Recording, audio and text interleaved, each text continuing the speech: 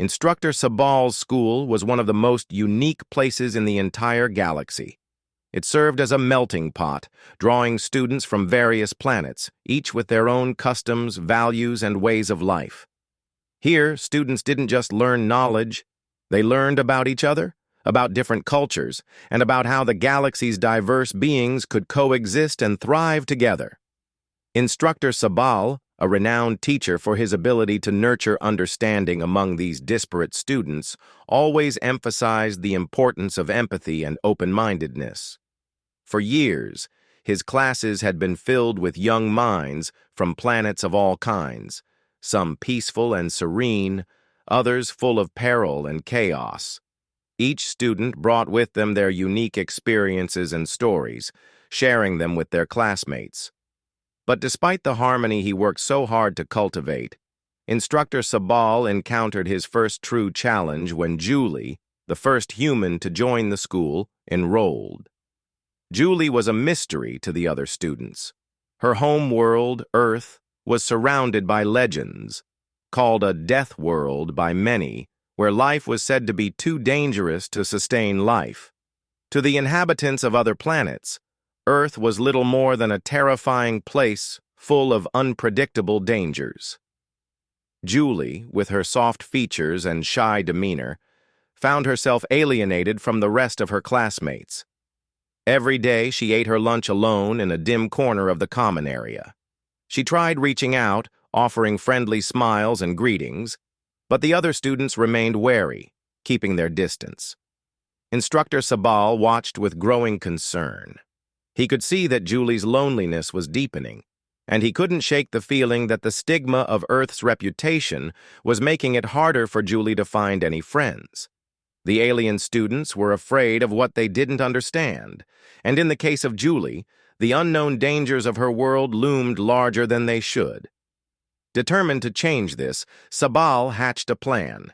He decided to teach his students an important lesson, not just about Earth, but about the nature of all worlds, about the dangers and the survival that all living beings face. It was not just Julie who came from a world filled with risks. Every planet had its own threats, its own reasons for being considered dangerous. 3 weeks later, Sabal gathered his class for an important assignment.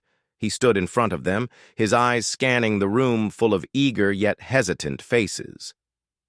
"Today," he began, "I will require each of you to present a video about your homeworld. I want you to focus on the dangers, both animal and geological, that your world faces. You may work with others who share your home planet, but remember, this will account for 40% of your final grade, so make sure you give it your best effort." The assignment was simple, but Sabal knew the impact it would have. He wanted each student to realize that no world, no matter how peaceful it seemed, was without its dangers. And perhaps, through understanding these dangers, they could better appreciate the complexities of Julie's Earth and the bravery it took for her to survive there. Julie, the only human in the class, was nervous. She had never been one to boast about her world's dangers. In fact, she often tried to downplay it, fearful that talking about Earth's harsh realities would make others more afraid of her. But now, with the weight of the assignment ahead of her, she knew she had no choice but to face the truth of her world. Her presentation would be hard, but it was her only chance to connect with her classmates. As the days passed, Julie worked tirelessly on her video. She researched her homeworld's most dangerous creatures, studied the geological disasters that had shaped her planet, and prepared herself for what would undoubtedly be an uncomfortable experience. The day of the presentations finally arrived. Julie was third in line. She sat nervously, her heart racing as she waited for the first 2 students to present their reports. She was curious to see what dangers lurked on these other worlds. What made them so terrifying? Could they compare to what she had to face on Earth? The first presentation came from 3 students from the planet Berry. They showed a video of a small, furry creature with sharp claws that appeared seemingly out of nowhere. The creature attacked a piece of cloth with such force that it left visible cuts in it. The students were eager to show the class how deadly this animal could be. "Did you see that?" one presenter exclaimed, pointing at the screen. "If that had been your arm, those claws would have sliced right through to the bone." The class erupted in murmurs of awe and fear. Some of the students were visibly shaken, but others seemed to find the presentation thrilling. Only Julie seemed confused. "Isn't that just a house cat?" she asked, her brow furrowed. A few giggles broke out among the students. Instructor Sabal smiled faintly but raised his hand for silence. "No, Julie," he said gently, though there was a slight amusement in his voice. "That is a deadly predator, not a pet. You wouldn't want one of those in your home." Julie looked at the screen, still unsure, but she nodded quietly, trying to understand the reaction. The second presentation came next. A group of students from a world called Malar began to describe a terrifying phenomenon they called death from the skies. They showed a video of a brightly colored flying creature with a curved beak, explaining how it could attack with incredible force. The creature's beak could crush hard seeds in seconds, and they described how this predator could be fatal if it ever struck. Julie, still confused, watched the screen with mild curiosity. The creature looked a lot like a parakeet. But before she could ask, one of the students said, "Imagine if that had been your finger." A voice from the class whispered, "She's just jealous," followed by a few chuckles. Julie's stomach sank as she realized her classmates were beginning to see her differently. Instructor Sabal, sensing the tension, called for Julie's presentation. She stood reluctantly, making her way to the front of the class, her mind racing. She wasn't sure if she could go through with it. Would they laugh at her too? But there was no turning back now. Julie stepped up to the front of the class, her hands shaking slightly as she turned to face the holographic screen. She could feel the eyes of every student on her, the room thick with the unspoken anticipation of what she would present.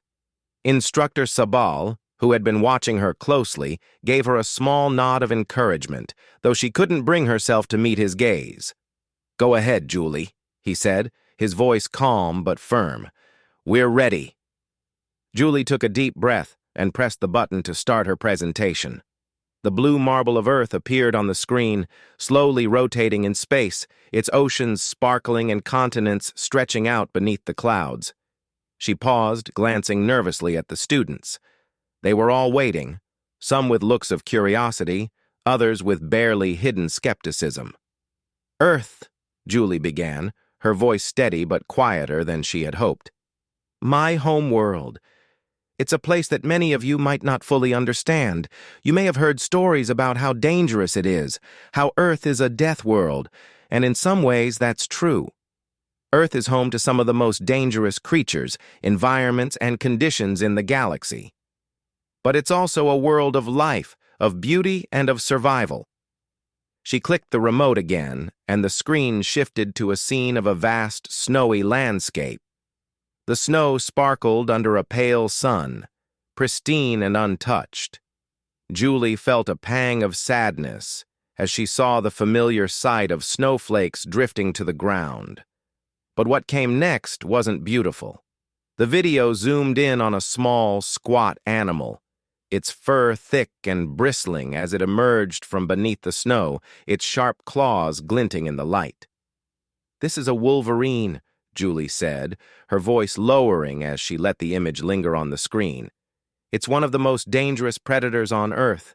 It's not much bigger than a dog, but it's fast, strong, and relentless." The image shifted. The wolverine suddenly lunged, breaking through the snow with terrifying speed, its claws slashing at an unseen enemy. The class gasped in alarm, a few students recoiling in shock. Julie waited for the noise to subside before continuing. "They are fearless," she said. "They've been known to attack creatures far larger than themselves, like bears or even wolves. On Earth, you learn quickly that even the smallest creature can be deadly if you don't respect it." A student raised their hand hesitantly. "What is all that white stuff?" they asked, pointing at the snow. Julie blinked, unsure how to explain. That's snow," she said, trying to find the words. "It's frozen rain that falls from the sky in cold places. It's a part of Earth's climate." Another student spoke up. "You mean it freezes in the air? That doesn't happen naturally, does it?" Julie nodded. "It happens on Earth all the time. About a quarter of the planet is covered in snow for part of the year. Some places have snow almost year-round." The students murmured, their confusion growing, but Julie pushed forward. She clicked the remote again, bringing up an image of a vast forest landscape. "Now this," she said, her voice steadying, "is a much more common sight on Earth. A forest, full of life, animals and plants. But there are still dangers here too." The next video showed a large, powerful creature moving through the trees, its thick fur and massive build unmistakable. It was a grizzly bear, one of Earth's most feared predators. "This is a grizzly bear," Julie continued. "These creatures are strong enough to tear through almost anything they encounter. They're not normally dangerous unless provoked, but you should always be cautious around them." A shudder rippled through the class as they watched the bear swipe its massive paw, breaking through a tree like it was nothing. "That's terrifying," a voice whispered from the back of the room. Julie didn't react. She knew it was terrifying. She'd seen it happen in real life. She clicked the remote once more, and the screen shifted to show a calm, serene beach with blue water and rolling waves. A peaceful scene, in stark contrast to the danger the class had just seen. The ocean had always been a place of comfort for Julie. "Earth is covered in water. About 71% of it, actually," she said, a small smile tugging at her lips. "We have creatures like fish, squid, and seahorses, creatures that are harmless and beautiful." The screen showed the peaceful creatures she spoke of, swimming gracefully beneath the waves. But then, as if in response to the calm, a great white shark appeared on the screen, its gaping mouth filled with rows of jagged teeth. It lunged at a seal, the seal's body going limp in an instant. "The ocean is also home to some of the deadliest creatures on Earth," Julie said softly. "The great white shark, for example, is a predator that hunts with terrifying precision." The class watched, stunned into silence as the blood-red water filled the screen. Julie paused the video, letting the moment sink in before she continued. "But all these creatures," Julie said, her eyes scanning the room, "are nothing compared to the most dangerous thing on Earth." The students looked at her in confusion, unsure where she was going with this. "The most dangerous creature on Earth," Julie said, her voice calm but with an edge of finality, "is the human. We're the ones who've conquered every corner of our planet, often at the expense of other species. We're the ones who've built civilizations, waged wars, and caused the most destruction. But we've also learned to adapt, to survive, and to thrive, and that's why we're still here." The room was silent. Julie could feel the eyes of the entire class on her, some filled with disbelief, others with fear, but all with a newfound understanding. As she walked back to her seat, the students seemed to hold their breath. The assignment wasn't just about showing the dangers of Earth, it was about showing them who humans truly were, for better or worse. Lunch came, and Julie sat down at her usual corner, half expecting to be alone again. She picked at her food, her thoughts swirling with everything that had just happened. But then, a shadow fell across her table. It was Dojat, the seal-like student who had sat next to her in class.